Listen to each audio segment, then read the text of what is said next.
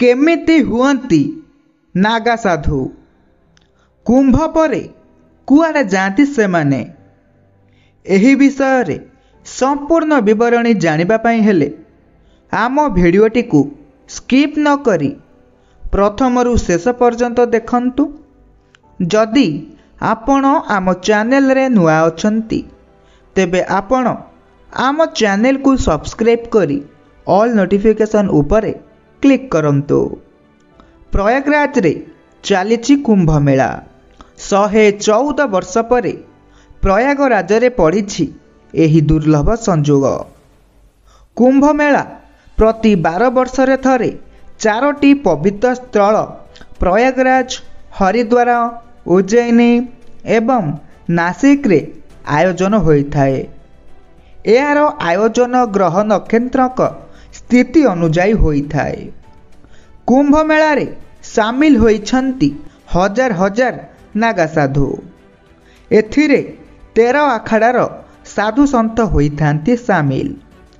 एबे प्रश्न आसुछि जे केमिति होइथान्ति नागा साधु। एमाने कुंभ मेला परे केउ आड़े चली जान्ति। नागा शब्द संस्कृतर नगरु सृष्टि होइछि। नगर अर्थ पहाड़, अर्थात पहाड़ ओ गुंफा मानकरे रहुथिबा लोकंकु नागा बोली कुहा जाए। नागा सन्यासी हेबा लागी सेमानंकु अति कठिन साधना करिबाकु पड़िथाए। नागा सन्यासी हेबाकु इच्छुक थिबा व्यक्तिंकु 3टी पर्याय देई जीवाकु होइथाए। सेगुड़िक हेउछि महापुरुष, अवधूत ओ दिगंबर। किंतु ता पूर्वरु एक परख अवधि रही थाए। नागा साधु हेबा लागी जणे आखड़ारे आवेदन करिबा परे तांकु प्रथमे फेराई दिया जाए। तथापि से न मानिले आखड़ा पक्षरु तांकर अपराधिक रेकर्ड जांच होइथाए। तापरे नागा बनिबाकु इच्छुक व्यक्ति जनकु गुरु करंती। कौनसी आखड़ारे रही किछि वर्ष सेवा करंती। से दिनरे थरे खाआंती।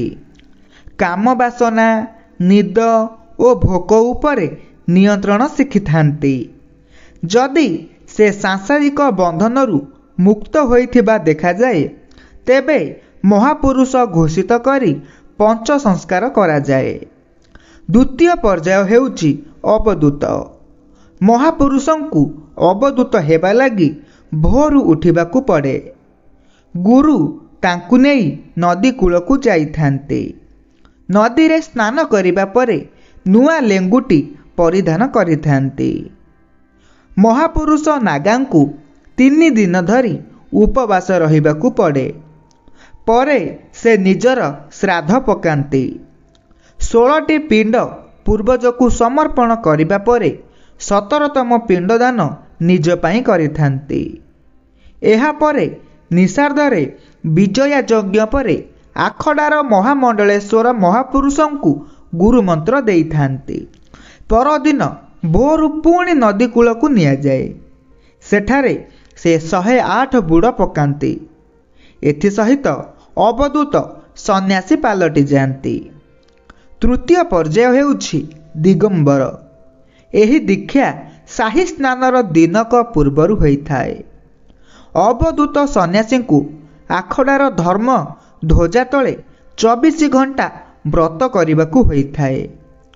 परे भोरु आखड़ार वर्षा सामनारे निया जलाई अवधूतंकर मुंडरे पानी सिंचन करा जाए।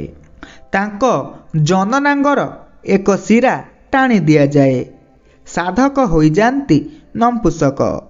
एहा परे शाही स्नान रे बुड़ा पकाइबा परे अवधूत सन्यासी नागा साधु होई जान्ति। आशा करुछु आमर एही भिडियोटी आपण माननकु भलो लागिथिबो। जदि आमर एही भिडियोटी आपण माननकु भलो लागिथाय तेबे आपण माने आम भिडियोटी को लाइक, शेयर, कमेंट करी आम चैनल को सब्सक्राइब करंतु।